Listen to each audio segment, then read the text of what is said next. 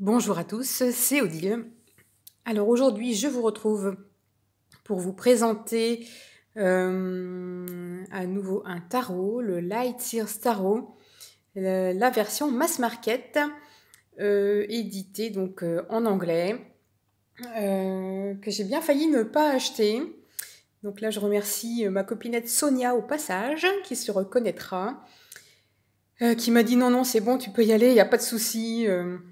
Parce que quand on voyait les premiers commentaires, franchement, ça faisait plus que peur. Donc, je vais vous montrer ce superbe jeu que vous avez sans doute déjà vu passer. Évidemment, il n'y a pas la tranche verte. Tout le monde voit toujours les désavantages de la version mass market, mais moi je vois quand même un avantage à cette version. C'est que nous n'avons pas un gros coffret qui prend beaucoup de place. On a un coffret en dur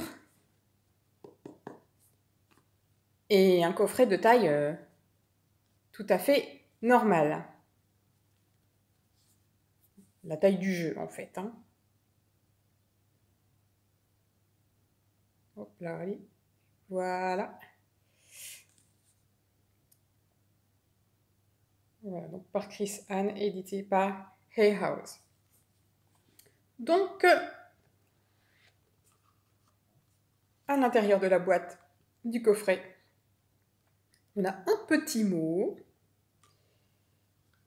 Ensuite, nous avons un guidebook quand même d'une bonne épaisseur. Hein. On a presque 200 pages, 185 pages. Donc ce n'est pas rien.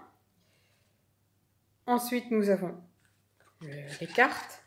À l'intérieur de la boîte, on a encore une jolie illustration, plus ou moins ton sur ton, avec des petites étoiles dans le fond. Voilà, moi je trouve que c'est réussi. Alors au niveau du livret, voilà, donc ici vous voyez on a une double page à chaque fois d'explication, la signification je dirais à l'endroit, à l'envers et une petite phrase à chaque fois hein, pour résumer. Je trouve que c'est pas mal. Voilà. Alors, évidemment, il y a une introduction où on explique un petit peu. Voilà, on a plusieurs exemples de tirage. Et comme je ne suis pas bilingue, je passe un peu là-dessus. Voilà. Donc, il faut savoir, ça, je pense que c'est Nat qui nous l'a dit, je sais plus. Que ce jeu va être édité chez Arcana Sacra, sans doute en 2020. Donc voilà, en français, avec la qualité qu'on connaît des éditions Arcana Sacra. Moi, j'ai pas pu... Enfin, je l'ai su après, j'attendais déjà mon jeu. Et bien, peut-être que j'achèterai aussi en français. Je verrai bien. En tout cas, on a quand même, malgré toutes les critiques qu'on a pu lire sur le jeu, on a quand même un jeu, vous voyez, l'épaisseur. Donc, c'est quand même pas un jeu très fin. On a des cartes. Voilà. Bon. Un carton assez souple. Vous voyez. Alors, au niveau du dos des cartes, il est réversible, comme sur la version auto-éditée. Alors, comme beaucoup de dos foncés, ça marque plus vite. Donc, on peut avoir plus facilement des comment je vais dire, des marques, oui, au niveau du dos. Vous voyez cette carte-là, une légère marque. Bon, il faut vraiment chipoter. Hein. Et puis, de toute façon, à force de se servir du jeu, vous voyez, c'est vraiment léger. Hein. À force de se servir du jeu, on n'y verra plus rien. Donc voilà. Moi, je trouve que c'est une bonne qualité de carte. Franchement, on m'avait fait très peur. Je m'étais dit, je l'achète pas. Et puis, tout compte fait, je suis bien contente d'avoir craqué. Même s'il sort un jour en français, j'ai aucun regret. Au pire, je l'achèterai aussi en français. Mais il me convient déjà très bien comme ça. Voilà, donc au niveau des illustrations, on a une pleine page. Les cartes, vous voyez, ne sont pas... On a une belle police, je trouve. Et le nom des cartes n'est pas toujours écrit au même endroit. Parfois il est en haut, parfois il est en bas, à droite, à gauche, au milieu.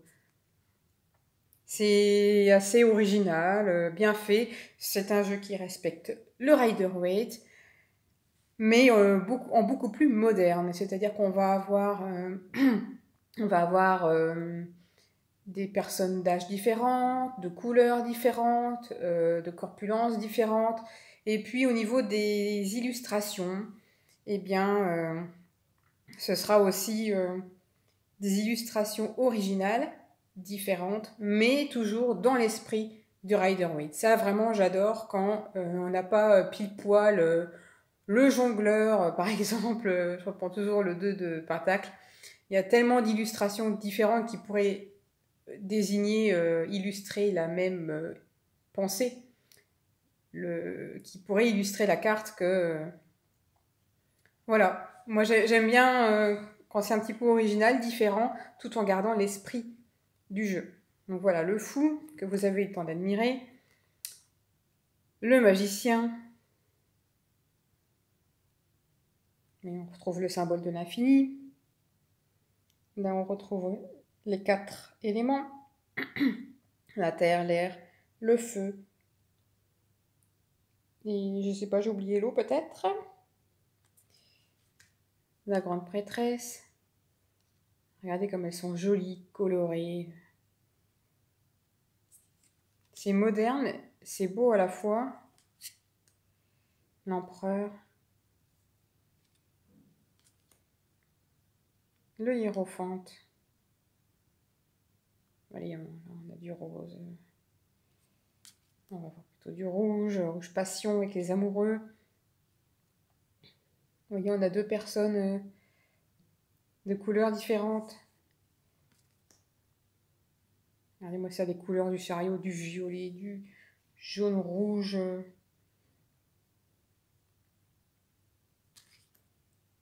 La force. L'ermite.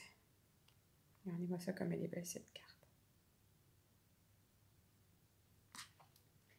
La roue. La roue qui tourne. La justice, donc là elle a bien les yeux fermés pour être impartielle. Et puis si on la met dans l'autre sens, hein, on voit que le personnage a les yeux ouverts. Le pendu, donc là c'est plutôt une femme, hein, je pense. La carte de la mort, alors ici c'est mort et renaissance. Qu'est-ce qu'elle est belle cette carte, oh, j'adore. La tempérance avec les ailes de l'ange.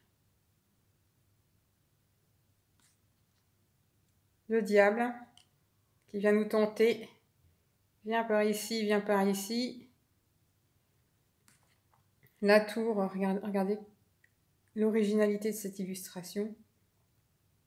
Je sais pas ce qu'on dirait que c'est un petit écureuil. Sa maison est foudroyée, enfin c'est beau, c'est joli, c'est de belles couleurs. L'étoile. Vraiment très jolie. La lune. Entre chien et loup. Et on a bien les profondeurs hein, qui sont représentées ici. Le soleil très lumineux. Le jugement. Là, le monde, j'allais dire la roue, le monde. Elle est belle cette carte aussi, j'aime bien. Alors ensuite, on a la série des bâtons. Donc là, les séries n'ont pas été renommées. Hein. Là, pour le coup, on a bien le nom des séries qui a été respecté avec l'étincelle de l'as de bâton. Regardez-moi ça comme c'est beau, franchement, c'est superbe. Le 2 de bâton. Le 3, celle-là, c'est une de mes cartes préférées. J'adore les couleurs. Et puis, je sais pas, l'illustration est vraiment réussie. Le 4 de bâton. Le 5. Le 6 de bâton. Vous voyez, on a bien la couronne de la victoire, du succès. Tous les projecteurs braqués sur cette dame. Vous voyez, on peut y aller à l'intuition sans problème. Hein. Le 7 de bâton. Voilà, on se défend des agressions en militant. Le 8 de bâton. Le 9. Qu'est-ce que les couleurs sont belles. Belles, belles, belles. Le 10 de bâton. Et toutes les charges à porter.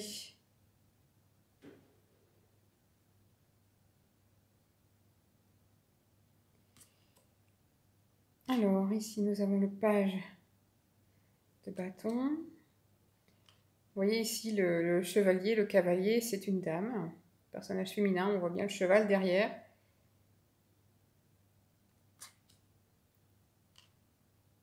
La reine des bâtons. Très charismatique. Et le roi de bâton avec le lion derrière. Ensuite, nous passons à la série des coupes.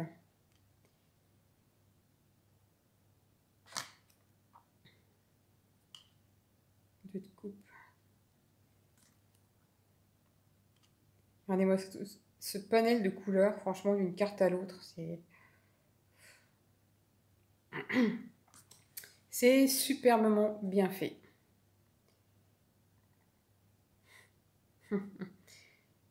Elle boude, elle boude, elle boude. Alors, quand on voit le résultat sur cette édition-là,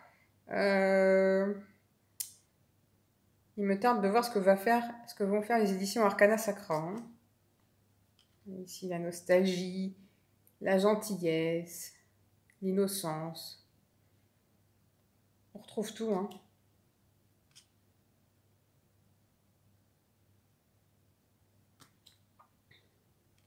Le 8 de coupe. Le voyage intérieur. Et le nombre de coupes qui coulent les unes après les autres. C'est beau. Très lumineuse celle-ci. 9 de coupe. 10 de coupe avec le bonheur familial.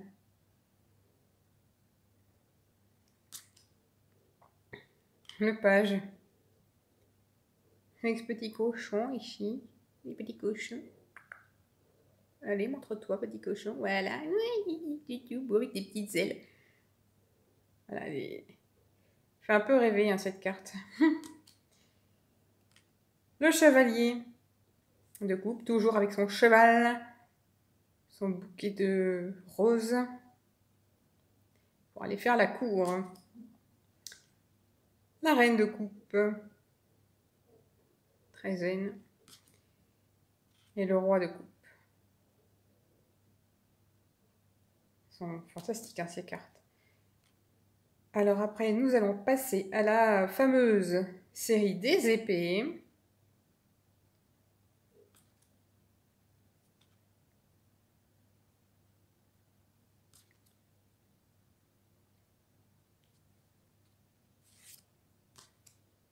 J'aime bien celle-ci.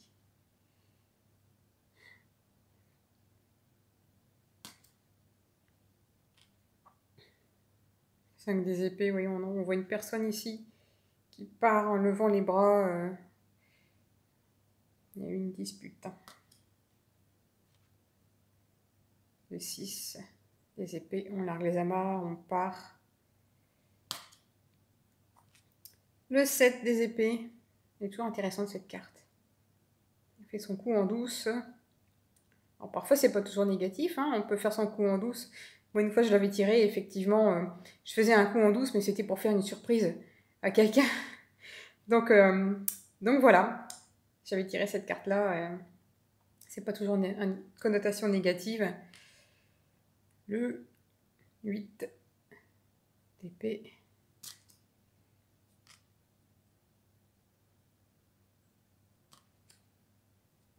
La fameuse carte du 10 d'épée qui a fait beaucoup parler d'elle. Donc ça, c'est une carte qui n'était pas dans la première version. C'était une autre carte, mais je pense que ceux qui ont la première version ont peut-être dû recevoir aussi celle-ci par la suite.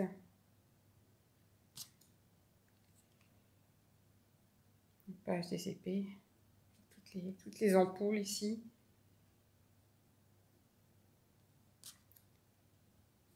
Le chevalier des épées. Alors là, il va pas chercher son cheval, il va chercher sa moto. Ça va plus vite. La reine des épées. Et le roi, regardez-moi ça comme elle est super aussi cette carte. On voit bien, elles sont...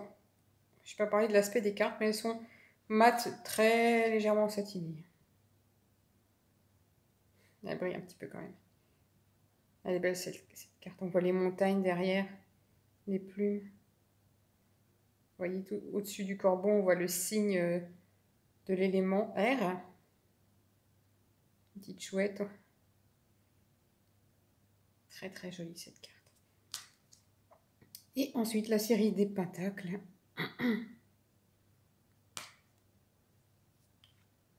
Toujours des belles couleurs. Moi j'adore les couleurs. Alors là je suis servie.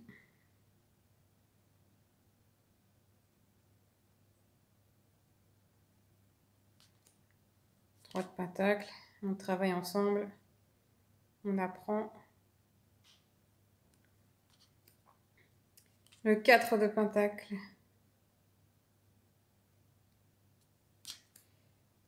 Le 5. Le 6 de pentacle. On voit bien l'idée de générosité dans cette carte. Toujours autant de couleurs. Le 7 de pentacle. Il faut attendre un peu de patience pour que les choses mûrissent. Le 8 de pentacle.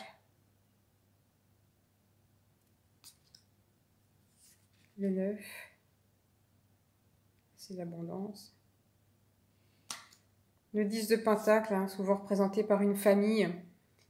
Parce que bon, le 10 de pentacle, c'est l'hérédité, la transmission. Donc, pour transmettre, eh bien, il faut, voilà, pour cette idée de transmission, il faut représenter une famille. Et souvent, c'est les cartes des 10 qui représentent l'aspect familial. Le page de pentacle. Le chevalier et son cheval. Oh, la dame, elle est belle. La reine de pentacle et le roi de pentacle. C'est vraiment sublime. Sublime, sublime. Et donc, ce jeu va sortir en français aux éditions Arcana Sacra. Il y a des chances que ce soit en 2020. Hein. Mais bon. C'est pour ceux qui ne peuvent pas attendre. Franchement, voilà, moi, j'ai pas eu de soucis au niveau de la qualité des cartes. J'aurais juste un peu de mal à me servir du guidebook, quoique, la petite phrase ici pourra me servir. Voilà. Donc un superbe jeu. Donc avec la version Mass Market, éditée en anglais, du Lightyear Starro. N'hésitez pas à mettre un petit pouce bleu si jamais la vidéo vous a plu, ou un petit commentaire. Je me ferai une joie d'y répondre. Voilà, donc j'espère que ce jeu vous plaît autant qu'à moi. Et puis, je vous dis à bientôt pour une prochaine vidéo. Bye bye!